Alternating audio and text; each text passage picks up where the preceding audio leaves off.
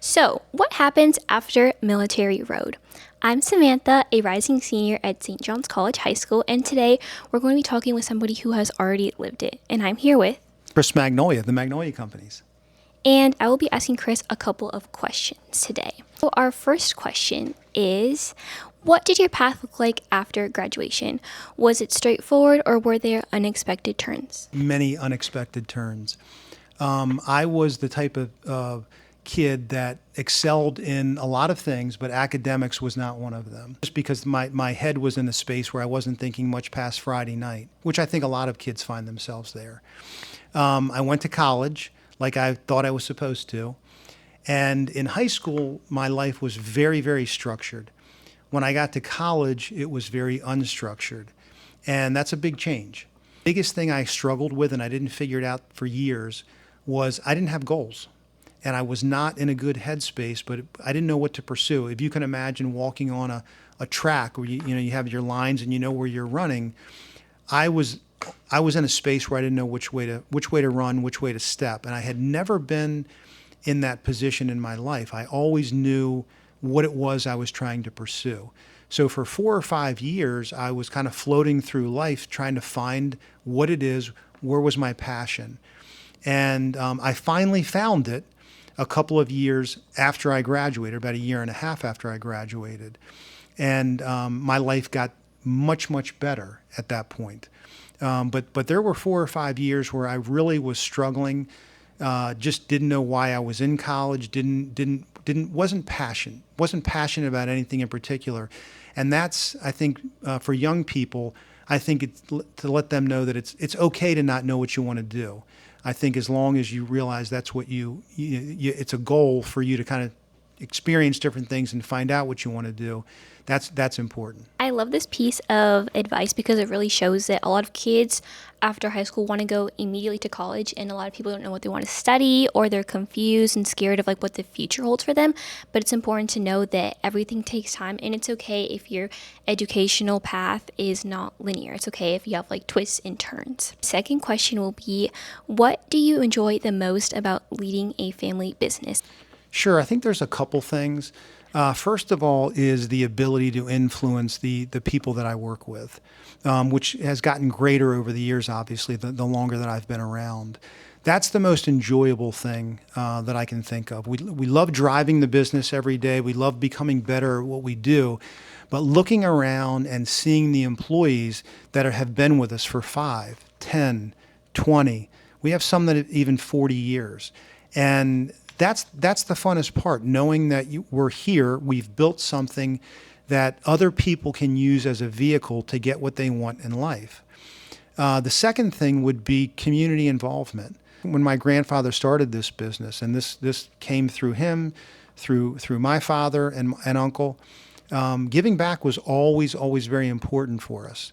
So we established the Magnolia Family Foundation a number of years ago, and we give back to many charitable organizations because we want to show appreciation. We want to be a contributing asset to the community. The community is the same community that we're able to do business in, and we want to make sure that we have the ability to help everybody as much as we possibly can. And that's where I get the most joy today is helping other people and seeing them grow, seeing them even if they leave our company, seeing them leave a different person than they were when they came to us.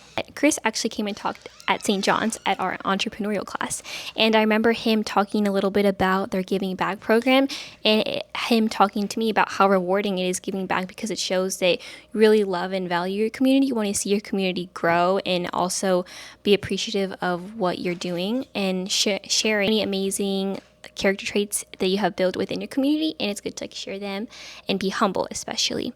And I really like that because it's important to be a humble entrepreneur, as nowadays you can see so many different people who can be like greedy and stingy or really flashy with what they have and like to show off, but it's really important to remember where you come from and your values for sure.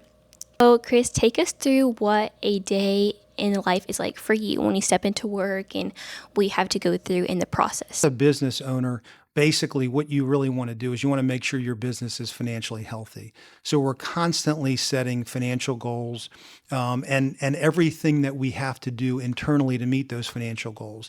And what I'm referring to are, we want to be cutting edge. We don't want to be, in 5 years, we don't want to look like we do today. We want to be better than we are today. An EOS, an entrepreneurial operating system way of running our business. And it's very stringent. It's very goal driven.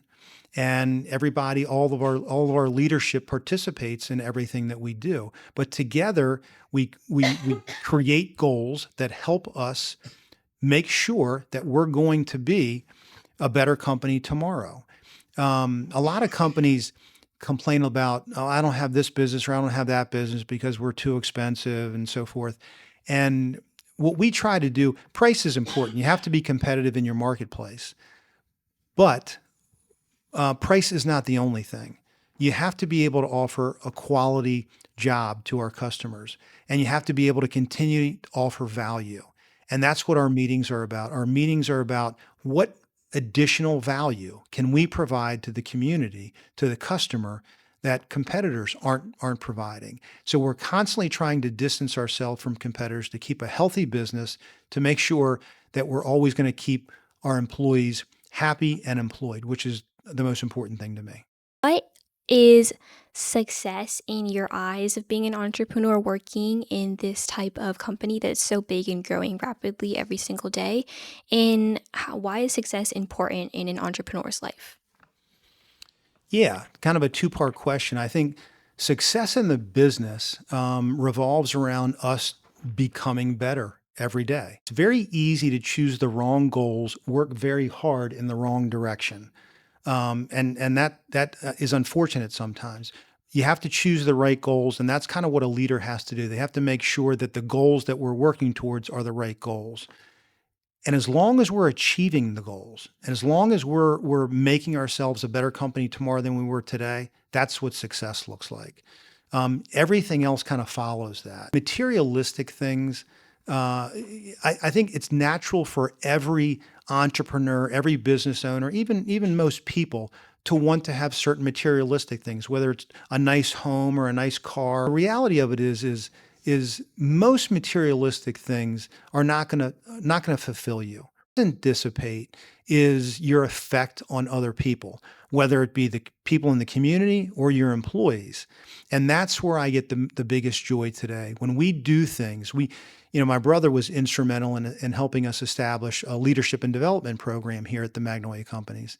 And we're a blue collar business, so you can imagine that a plumber or an HVAC technician coming out of the field and moving into management, there's nothing in their prior experience really that's prepared them for that. For sure.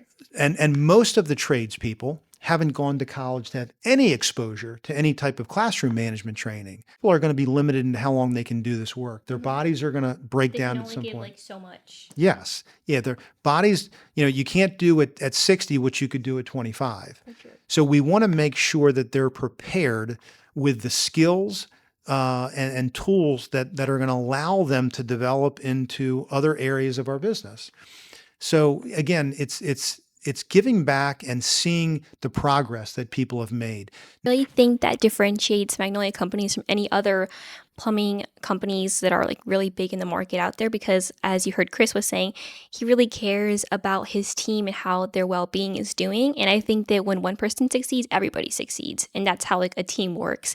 And that's how a leader is supposed to act, and like also show their roles and show everybody around them like, hey, like I'm proud of you, because even from a small accomplishment to the big accomplishment, like you should celebrate every win in your life.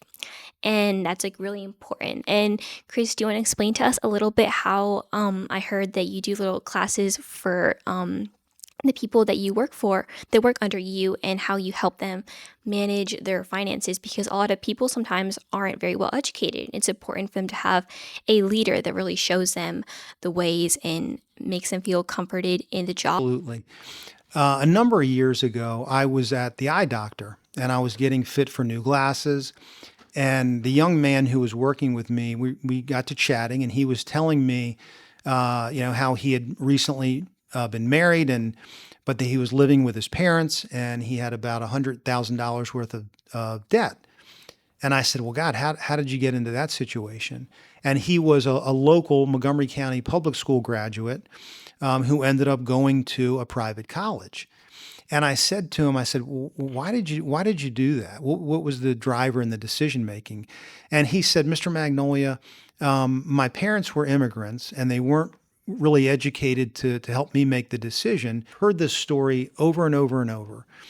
And it bothered me. And I think we don't have to look very, very far to see that there's a lot of people in this country who are not managing finances properly, and a lot of the big businesses aren't really helpful.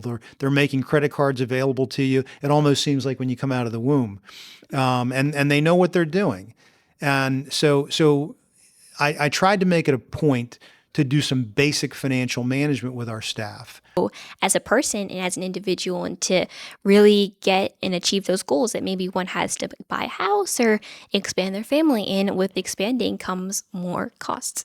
But wrapping up our video, what are some last words you have to say to our audience or people that are just listening to really want to understand what your company does and why Magnolia Companies really stands out and why they care for their employees? What makes you guys different from your competitors out there? Great question. There are a lot of good companies out there that we compete against. I think it's the family component, making sure, doing everything we can to make sure that the individuals are taken care of to the best of their ability, providing them access to whatever benefit packages we can provide them, and trying to educate them a little bit outside of what our business. I'm a big believer, as we spoke a little bit earlier about achievement. I think every person needs to just kind of understand where they are in life. Some people are born into better financial situations than other people, and that's just life, and that's okay. I think we all have to be accepting of that.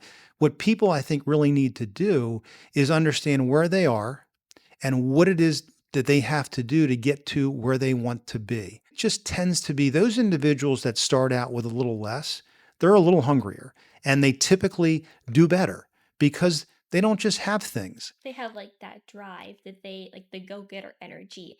And Chris was mentioning earlier that there's the 1% that really wants to get it. They're hungry for the desire, the success. And I think that's what really stands out for a lot of entrepreneurs, anywhere. The most famous ones that you've seen, even on Shark Tank. My favorite company is Scrub Daddy. And you can tell that the founder, Aaron Krause, he's so determined, even from his pitch, you can see how he has that energy, that drive, that aspiration, that when somebody sees that you're trying to sell your company, pitch yourself to anybody, even an elevator pitch, that you are loving your product, loving your service, and then you're really putting everything out there to show everybody wow, I love who I am and I love what I built. Now I'm just want to share my love for what I have with you guys, investors or anybody out there. But Chris, thank you so much for sharing your little story with us and taking a moment out of your day. And as I said, I'm Samantha Zambrana, and this is Chris Magnolia, and I'm thrilled to have been a guest today. I really, really appreciate it. I'm super, super impressed with everything that you've done. I'm just happy that I got an opportunity to do this with you. Our first guest and our very special guest. And this has been our first episode of Beyond Military Road, and we'll see you guys in the next video. Bye.